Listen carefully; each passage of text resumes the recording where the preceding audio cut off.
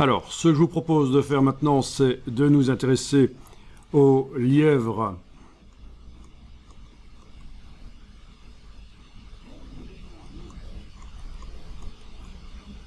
Donc, nous sommes jeudi après-midi et je vous ai mis l'image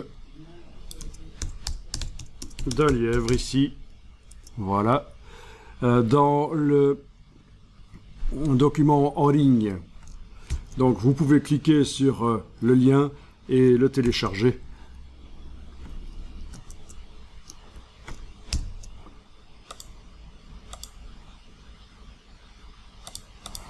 Là, on est certain que c'est un lièvre, c'est pas un imposteur comme celui qu'on a eu hier.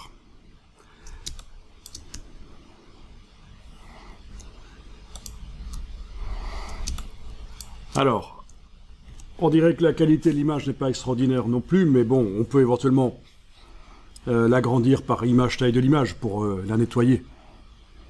Image taille de l'image. En principe, on devrait travailler sur des images de meilleure qualité, mais voilà. Donc, image taille de l'image, 200% pour avoir 4 fois plus de pixels. Je suis en régionniage, conserver les détails. Donc,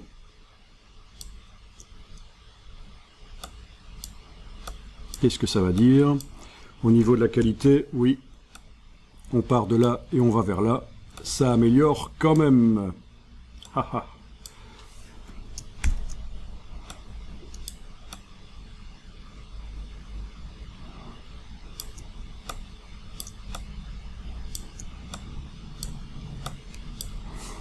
Ok.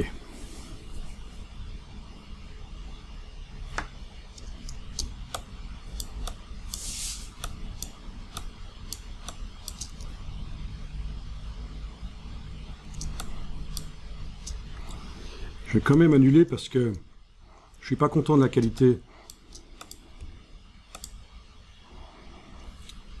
Je trouve que j'aurais peut-être dû jouer sur le curseur pour que ça lisse moins quand même.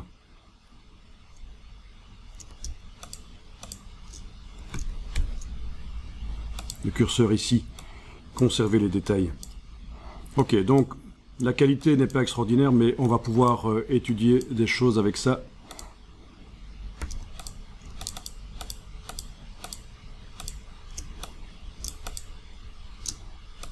Je l'enregistre au format Photoshop.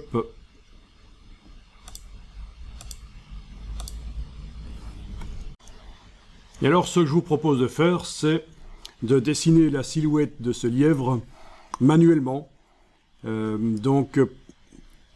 Sur l'autre image du faux lièvre, là, qui est un lapin, on avait demandé à Photoshop de trouver le sujet dans l'image par menu sélection sujet. Mais ça nous faisait une sélection qui, au niveau du bord de la sélection, les flous, c'était pas génial, c'était trop net. On va faire un lièvre ici avec vraiment une sélection à bord flou qui laisse passer le décor de derrière, le nouveau décor sur lequel on le mettra sera vu à travers les poils, donc comme un duvet transparent. Donc on va faire ça. Donc, la méthode de sélection qui fonctionne sur tous les objets, qui soient à bord net, à bord flou, à bord net à certains endroits, flou à d'autres endroits, c'est le dessin au pinceau, dessiner au pinceau la sélection. Alors bien sûr, avec une tablette graphique, c'est un peu plus facile peut-être. Alors, si un jour vous avez une tablette graphique, ou si vous en avez déjà une, je vous indique déjà un piège dans Photoshop. Quand vous dessinez au pinceau, vous avez la palette forme.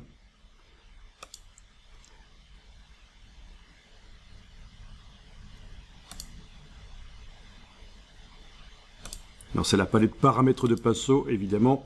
Tout ça a été un peu modifié dans Photoshop, il faut le temps que je m'habitue. La palette paramètres de pinceau, voilà. Eh bien, ici, dans les paramètres du pinceau, on a une option dynamique de forme qui fait en sorte que quand on appuie plus ou moins avec le stylet sur la tablette, ça fait un trait plus ou moins épais. c'est très pratique quand on dessine, quand on fait des illustrations, c'est sympa. Ça fonctionne un peu comme un vrai pinceau dans la vraie vie sur une feuille de papier ou un canevas. Mais dans le cas où on fait du dessin de sélection, c'est assez ennuyeux. Alors, une chose que je vous conseillerais, vous n'avez pas besoin de le faire ici, c'est uniquement ceux qui ont un stylet en fait, c'est de décocher, le temps que vous fassiez la sélection au stylet, décocher dynamique de forme. Et alors, si vous changez de pinceau dans la palette des formes, ça va revenir, ça va se réenclencher. Et donc, il y a une possibilité ici de le verrouiller pour que pour toutes les formes, même si vous changez de forme dans la palette des formes, si vous cliquez sur d'autres formes, ça va rester décoché. D'accord, ici je vais le remettre en place, mais ça c'est vraiment la petite astuce. Vous voyez ici, contrôle, pression, voilà, pression de la plume. Ça tient en compte le stylet, mais j'ai un petit problème de driver actuellement de la tablette. En fait, elle n'est pas connectée, c'est bêtement ça sans doute le problème. Voilà, donc, si vous faites ce qu'on va faire ici avec un stylet, allez décocher ça, verrouiller à côté, et ça va vous éviter de râler parce que ça ne fait pas exactement ce que vous voulez que ça fasse. Sinon, le principe ici. Je viens juste d'agrandir un peu la vignette rapidement. Le principe ici, c'est qu'on va ajouter sur le calque ici un masque de fusion. Voilà, le masque de fusion. J'ai cliqué sur l'icône du masque. Un masque de fusion qui ne masque rien. On va prendre le pinceau et dessiner en noir. Voilà. On choisit bien du noir, on remet à 0 éventuellement ici dans la palette des outils, et puis on inverse. Voilà, on dessine avec du vrai noir. Le mode du pinceau, c'est normal, opacité 100%. Ça a l'air correct. Alors, il y a des techniques qui consistent à dessiner l'extérieur du sujet. La technique que je vous montre ici consiste à dessiner l'intérieur du sujet. On va dessiner par-dessus le sujet. Et ça paraît un peu plus logique. Donc testez. Avec le pinceau, si vous passez, qu'est-ce qui se passe? Vous amenez du noir dans le masque de fusion, et ça supprime les pixels face à les masques en fait. Ça devient transparent. C'est un trou derrière, il n'y a pas de calque en dessous. C'est ça le principe. Donc on devrait logiquement passer sur toute la bestiole pour la faire disparaître. Mais on va faire mieux que ça. On va faire en sorte que les pixels noirs qu'on amène dans le masque soient visualisés sous forme de rouge transparent.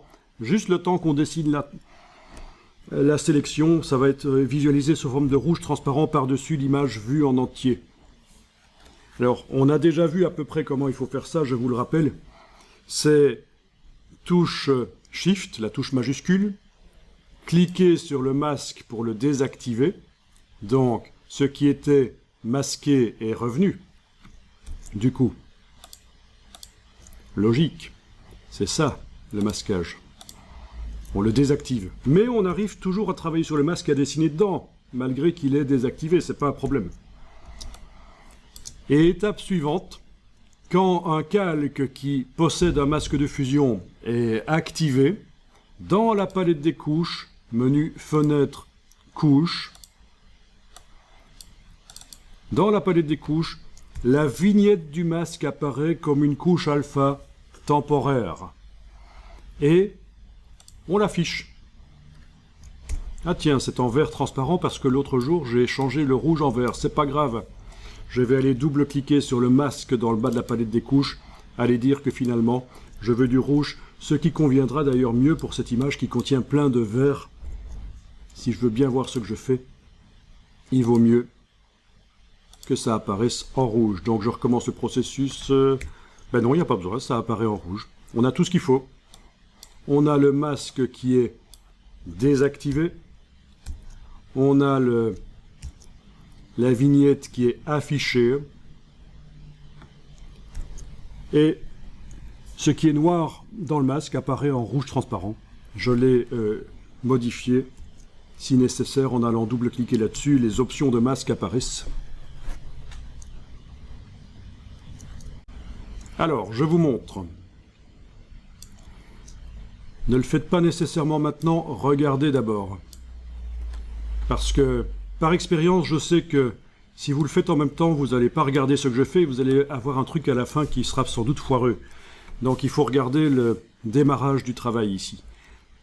Bien. Au pinceau, je vais aller dessiner aux endroits où le lièvre a des courts poils. Je vais aller dessiner comme ceci, avec un petit pinceau. Voilà. D'accord. Ici, je vais agrandir un peu le pinceau éventuellement et je vais dessiner comme ceci. Alors, voilà. On a les oreilles ici, c'est plutôt net, donc je vais faire au petit pinceau comme ceci, voilà. Alors, si jamais je dépasse, je peux évidemment faire du CTRL Z, commande Z, mais je peux aussi faire ceci, enfoncer la touche X sur le clavier, ce qui va inverser les cases de premier plan et d'arrière-plan dans la palette des outils. Du coup, je travaille en blanc et je vais dessiner sur ce que j'ai débordé. Voilà. Ok, touche X, je redessine avec du noir et je continue. Donc ça, c'est super important. Ça correspond, c'est le raccourci de cette fonction, en fait, la touche X. Permuter, sauf que on va pas aller cliquer là-dessus à chaque fois. Alors, je continue. Là, j'arrive dans une partie du lièvre qui est plus avec des bords flous, donc je dessine comme ça. Et ça, c'est important, je laisse le bout des poils en dehors de la zone rouge floue. Voilà, il ne faut pas déborder sur le décor, sinon vous allez amener du décor ailleurs dans l'autre image. Voilà, vous voyez qu'il ne faut pas hésiter à laisser tomber un peu. Et voilà donc le principe, vous avez vu, on module la dimension de la brosse en fonction du sujet, de la partie du sujet. Et puis après, on va faire du remplissage comme ça, éventuellement, quoi qu'on peut encore le faire par la suite. Ce qui compte, c'est surtout de faire l'intérieur, en fait, de faire tout le tour intérieur. Allez-y, si vous voulez, vous pouvez y aller à dessiner comme ça l'intérieur.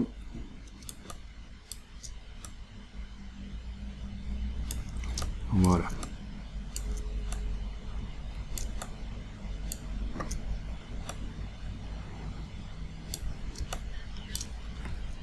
Voilà, donc pour répondre à ta question, pourquoi on ne fait pas sélection sujet? Parce que ça crée, et on l'a vu hier sur l'autre lapin, ça crée une sélection avec un bord trop net, on a dû la retravailler pour qu'elle soit valable. Quand on l'a emmené le lapin dans le désert, sur le masque de fusion, on a quasiment refait toute la sélection que Photoshop avait faite, parce que c'était trop net, et il nous fallait des bords flous, il nous fallait de la transparence, du duvet transparent sur le bord du lapin, et donc... voilà, et donc ici, la logique, c'est qu'on n'essaye même pas par sélection sujet, on dessine directement la sélection. Voilà.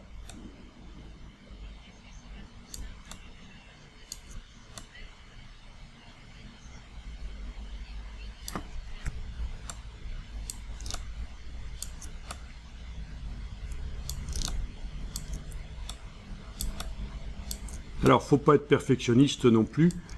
Alors, je vous montre ici quand même quelque chose d'intéressant. Clic. Je vais plus loin sans enfoncer la souris. Majuscule clic. Je continue. Majuscule clic, majuscule clic, majuscule clic. Voilà, vous savez comment faire des droites dans Photoshop avec le pinceau. Clic, majuscule clic. Donc je garde la touche majuscule enfoncée. Je peux faire comme ça des droites quand ça s'y prête. Pourquoi pas? Voilà.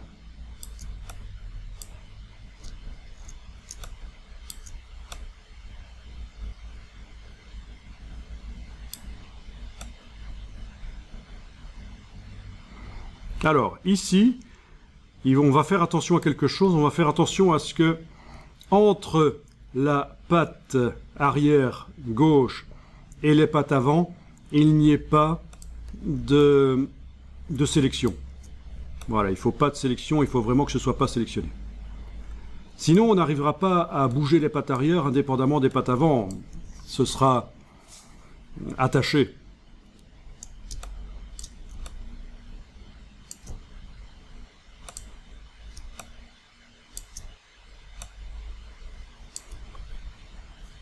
Voilà, on a fait le tour du lièvre. Je peux mettre à jour le fichier sur disque dur, fichier enregistré.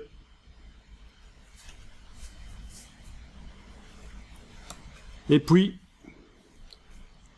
je vais afficher en grand la silhouette qui est là, en faisant un clic, excusez-moi, c'est plutôt sur le masque de fusion, ici, Alt-clic, une fois, deux fois, voilà, on a la silhouette en grand, enfin le masque de fusion, je veux dire, le masque de fusion, il est là. Et je vais finir le remplissage. Alors, pour les parties assez précises ici, je prends une petite brosse pour remplir. Et c'est là que je vérifie aussi que autour du lièvre, j'ai pas fait de traits noirs qui n'ont rien à voir avec le lièvre en fait. Hein. Et là, j'en vois à cet endroit-ci, je vois qu'il y a quelques traces.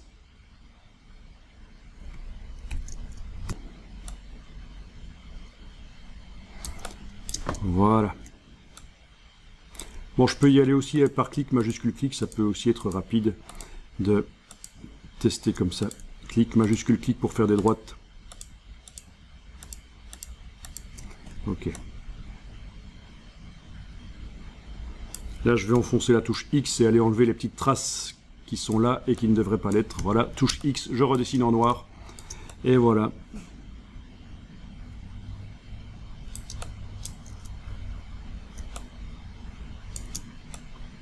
Donc pour l'intérieur ici, il n'y a pas besoin d'une petite brosse. Donc pour l'intérieur, j'y vais avec une brosse assez grande. Je ne vais pas y aller avec une petite brosse, il n'y a pas de raison. Bon, il y a une technique qui consiste aussi à faire des sélections à la baguette magique, élargir la sélection, remplir avec du noir. Ça c'est quelque chose que je montre parfois aussi, mais ici c'est assez simple à faire. Voilà. Et c'est zen. On devrait organiser des séances de yoga à faire ce genre de choses, je trouve. C'est un vrai plaisir. Alors, quelque chose d'assez peu politiquement correct, c'est le fait que tout ce qui est sélection sur des sujets peut être externalisé. C'est-à-dire qu'en Chine, en Inde, dans d'autres pays, la main-d'œuvre étant moins chère, il est possible d'envoyer ces fichiers et de les récupérer avec des sélections faites, soit par pixels comme ceci, soit par tracé vectoriel.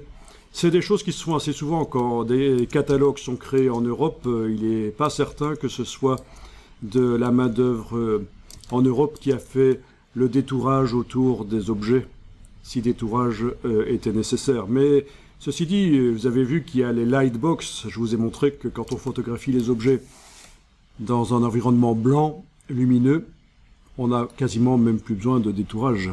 Donc, voilà. Ok, je vais enregistrer ça, fichier enregistré. Alors, je vous montre rapidement sur le web. Quand on tape Clipping Path Service, voilà, ça veut dire tracé de détourage, service pour les tracés de détourage. En fait, on tombe sur pas mal de sites où ils proposent le détourage en ligne. Voilà. Donc, quand vous avez des Asiatiques qui sont payés 150 € mensuellement, c'est évidemment plus facile de... Et donc voilà, je vous disais, c'est pas très politiquement correct. Mais ça se fait beaucoup. Logique. Et ça existe pour plein de domaines. En web, c'est plutôt Madagascar. Pour la 3D, la Chine, c'est bien aussi.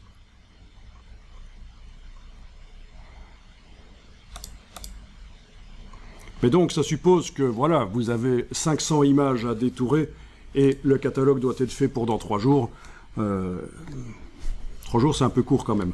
Allez, pour dans 2 semaines, voilà, vous avez 300 images ou 500 images à détourer. Ça doit être fait pour dans 2 semaines, le catalogue, la mise en page. Voilà, ça peut être intéressant.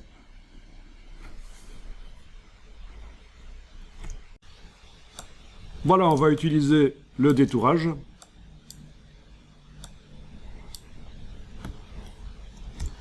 Avec une tablette graphique, c'est plus facile, évidemment, qu'avec la souris. La souris, c'est pénible. Alors, je clique sur le mot RVB dans la palette des couches pour réactiver le travail sur l'image. Attention.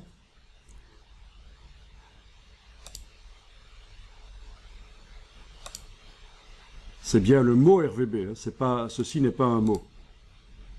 Parce qu'il y en a qui se disent, il n'y a pas besoin de cliquer sur le mot RVB, c'est déjà affiché. Ben non, il faut réactiver les couches. Il y a 2 colonnes dans la palette des couches.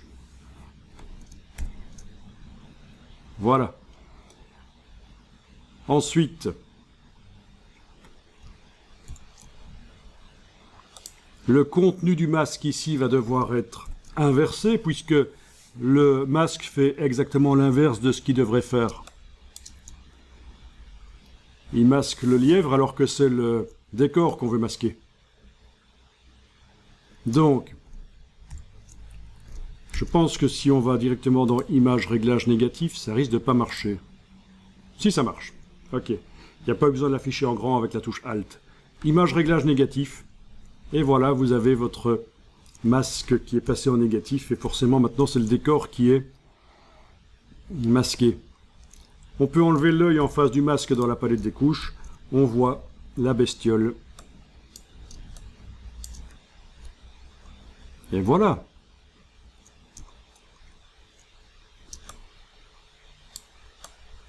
Il est transportable où on veut, sur un autre décor.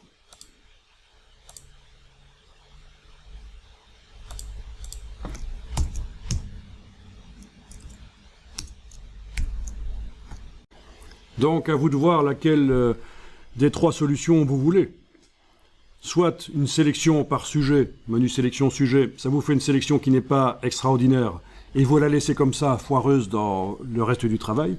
Soit vous faites sélection sujet, mais vous devez l'améliorer après, comme on a fait l'autre jour sur le lapin. On a retravaillé au pinceau le bord. Soit vous faites complètement manuellement, comme ceci. Les 3 solutions sont bonnes, ça dépend de ce qu'on vise. Donc, le lapin, à la fin, il ressemblait à ça, pour ceux qui veulent revoir. Le lapin ressemblait à ça, donc son masque de fusion,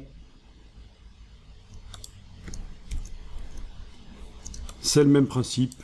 Il y a des parties nettes, il y a des parties plus floues qui font la transparence. Alt-clic, je reviens à l'image normale.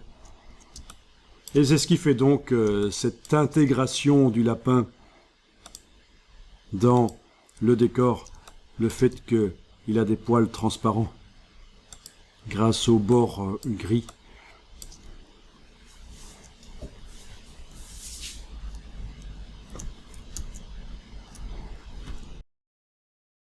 Si je veux mettre ce lièvre sur un sol, j'ai peut-être intérêt à regarder si je peux pas bouger les pattes pour les repositionner, parce que ça paraît peut-être un peu bizarre. Quand on le voyait dans son décor, ça passait, mais quand le décor n'est plus là, on dirait qu'il soulève les pattes arrière. Vous voyez, si j'essaye de désactiver le masque ici avec majuscule clic, ça passe. Mais quand le décor n'y est plus, c'est bizarre. Donc allons-y pour la marionnette. Menu édition, déformation de la marionnette.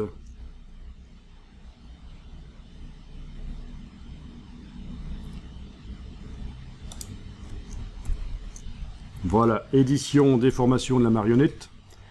Vous avez un filet qui apparaît autour du lapin et on va pouvoir le bouger. Alors voyons un peu par rapport au flou sur le bord du lapin. Est-ce que le flou ne va pas être coupé? Peut-être, on va voir, on va voir. On va tester après. Alors, ce qu'on va faire, c'est cliquer. Voilà, pour mettre une punaise.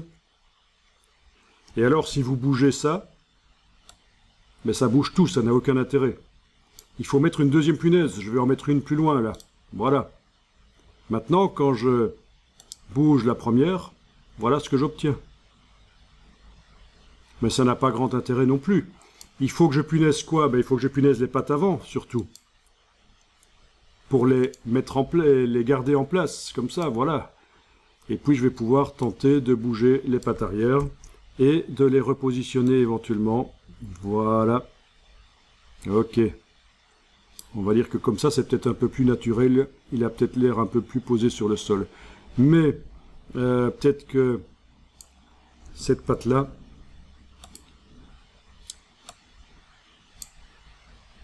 donc pour obtenir les punaises, on clique. Voilà.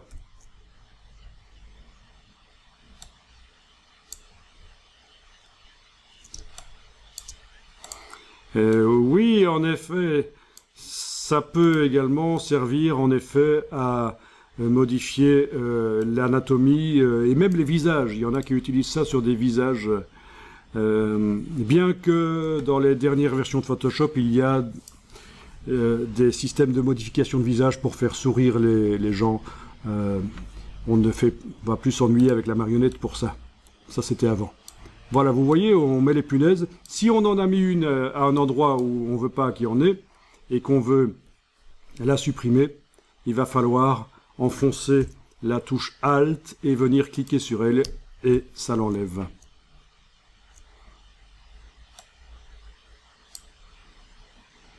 Voilà, voilà. Donc c'est assez extraordinaire ce qu'on peut faire.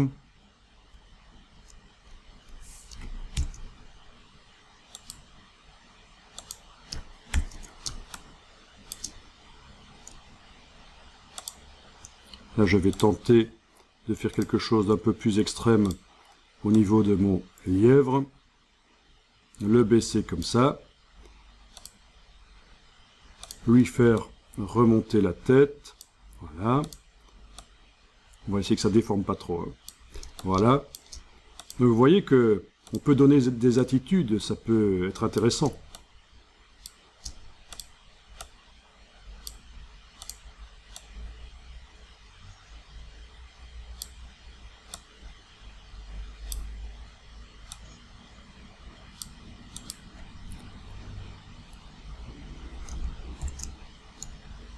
Donc touche Alt pour supprimer les punaises.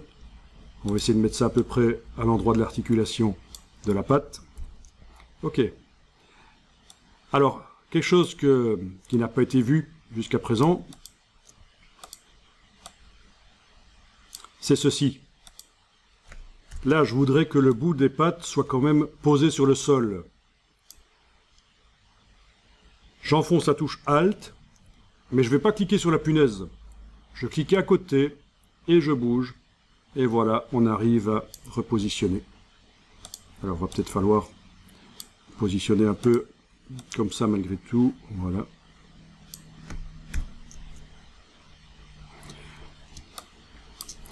Si on veut affiner les personnes, ça marche. Hein. Vous voyez que j'arrive avec les punaises à aller tirer le lièvre et affiner sa silhouette.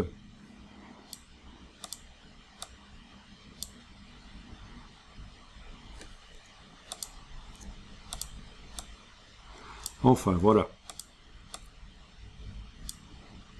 Amusant.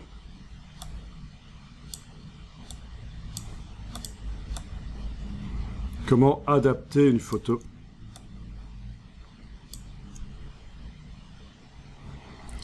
Donc quand c'est bon, on clique et on valide avec le petit V. Et voilà, on a notre nouvelle photo. Et alors, il y en a qui s'amusent à faire des gifs animés comme ça. Ils prennent un personnage ou un animal et ils bougent. Et en mettant à la suite les unes des autres les photos, forcément, ça fait une petite animation GIF.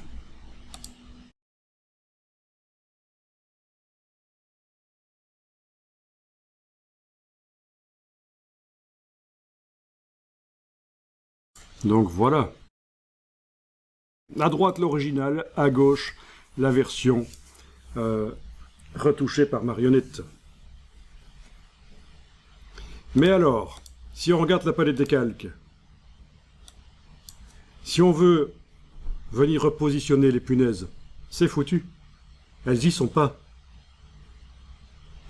Donc c'est pour ça que la marionnette, c'est très intéressant de l'utiliser sur un objet dynamique. Je vous montre. Avant d'aller faire la marionnette sur la bestiole ici, je vais convertir le calque en objet dynamique. Du coup, la marionnette va rester accessible quand on en a besoin. Édition, déformation de la marionnette. Je clique pour repositionner les choses. Je vais rapidement repositionner à peu près pour que ça donne à peu près ce que je veux. À peu près, voilà, c'est ça, un lièvre à peu près comme ça. Ok, on va dire comme ça. Je valide. Qu'est-ce qu'on voit apparaître dans la palette des calques?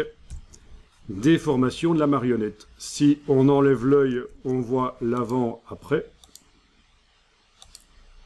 Là, je le trouve mieux après. Cette fois-ci. L'autre, il était un peu foireux. Mais celui-ci, voilà. Vous avez la logique, hein, on repositionne les éléments. Et si on double-clique sur le mot « déformation de la marionnette », ça réapparaît avec les punaises. Et on sait aller modifier les choses. Par exemple, ici, je me dis, tiens, je vais quand même tenter de changer la position de la tête pour qu'il regarde le slogan de la publicité qui va être au-dessus de lui sur la page. Voilà. Avec peut-être les oreilles sympas comme ça. On va quand même tenter. Ouais. Touche Alt. Ok.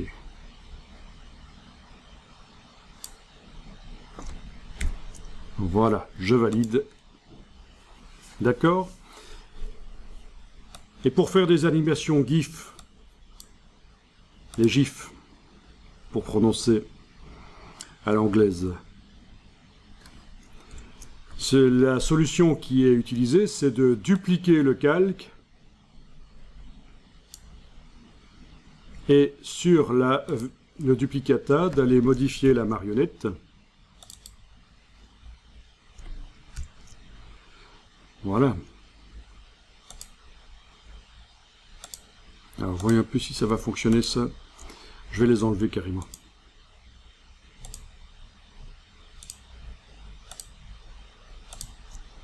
Voilà. Sur ce calque-là, la tête n'est pas modifiée. Donc, vous avez un lapin avec la tête qui bouge. Il faut en faire une animation GIF.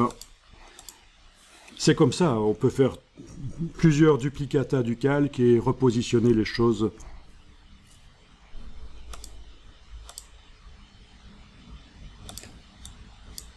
Évidemment, ça n'est pas une animation réaliste, c'est juste pour faire des petites bannières web, des choses sympas. Mais on voit que c'est de l'image par image. Si vous voulez faire avec plus de fluidité, il faut utiliser After Effects, Adobe After Effects, qui a le même système, même un peu mieux, de marionnettes. Et là, ça vous fait des animations sympas. Menu, fenêtre, montage. Ici, créer une animation d'image à la place de créer un montage vidéo. J'affiche le calque 0 uniquement. Ok. Je clique sur créer une animation d'image. Voilà la première image. Donc première image qui va rester 0,5 secondes par exemple. Je crée une nouvelle image.